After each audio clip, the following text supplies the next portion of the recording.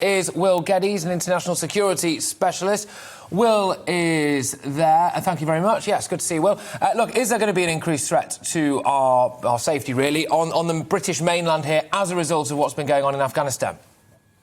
Simple answer to that one, Patrick, is yes.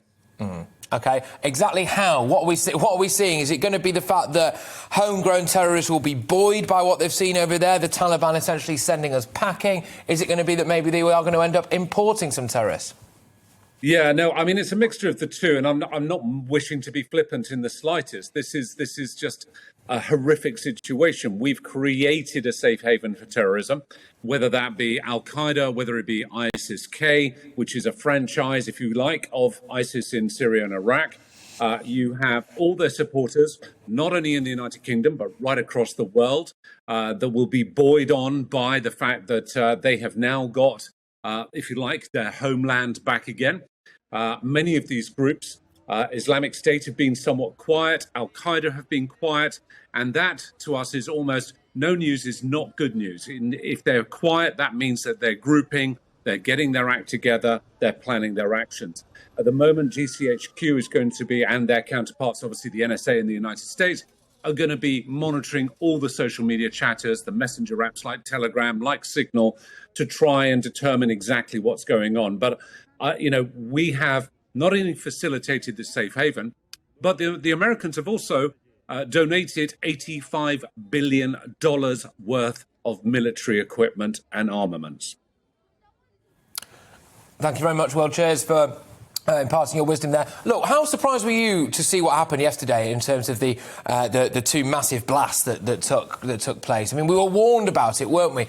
Is there a concern for you regarding our intelligence services now? Because we were warned about the fact that there was an imminent terror attack at Kabul airport. That happened, right? And then we were also told, well, hang on a minute, the Taliban won't be rolling into Kabul anytime soon. They clearly did. And we've also even managed to leave documents with the information of various Afghan interpreters lying around for the Taliban to find. I mean, have we got a bit of a problem here?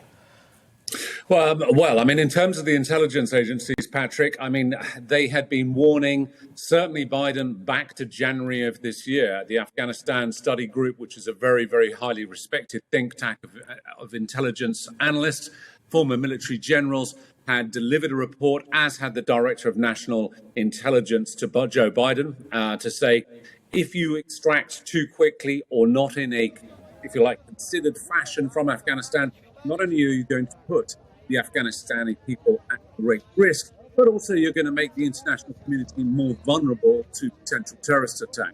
Now, Joe Biden is commander-in-chief. He holds ultimate responsibility.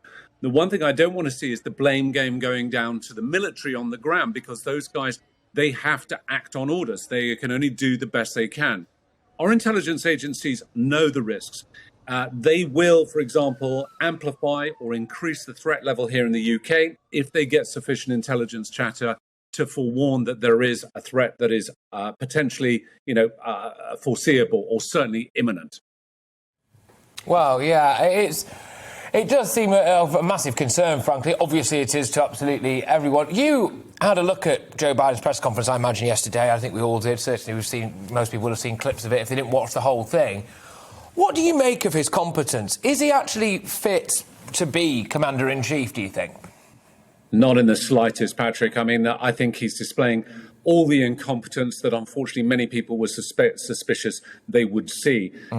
This particular humanitarian disaster in Afghanistan may be the worst humanitarian disaster we're going to see in this decade, if not beyond that point. He is not fit for office, in my estimation. I sit very neutrally on the fence in terms of my political views. I only entrust on those that actually can deliver on their promises and seem to be competent and are listening to their advisors. In this instance, I can't see any competence in President Biden. And speaking to many of my American colleagues and friends, both within my sector and outside of it, people aren't angry with the military down there. They're, even in the wake of the Marines that have been killed down there, they place the responsibility fully at Joe Biden's doorstep. Absolutely. And so what's, in terms of our responsibility as Britain, what do you think those should be now? Because the Prime Minister's obviously said we'll take in 20,000. Do you think we have any further responsibilities, duties to the Afghan people now? That's a really, really good question, Mercy, and it's an incredibly difficult one to answer. I'm not a politician. I have been involved in extractions elsewhere around the world, nothing obviously on this scale, but where my responsibility of pulling people out of hot zones has always been to ensure that not only are you taking your own nationals, but you're taking those that have supported your nationals in country. You take the indigenous people with you.